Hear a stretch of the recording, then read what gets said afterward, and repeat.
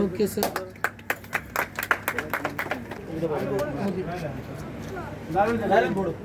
संत कबीर नगरमध्ये 30 लक्ष रुपयाचा निधी या ठिकाणी दिलेला आहे. त्याचं वर्कआउट पण झालेलं आहे. डीबीडीसीच्या माध्यमातून या ठिकाणी काम होत आहे. आमचे जिल्हा प्रमुख विनय पाटील गिरडे ज्यावेळेस आम्ही निवडून आलो त्यावेळेस या भागातल्या लोकांची मागणी होती आणि जिल्हा प्रमुखांनी विनंती केली या भागामध्ये निधी दिला पाहिजे. अनेक गल्ल्यांमध्ये विकास कामे बाकी आहेत.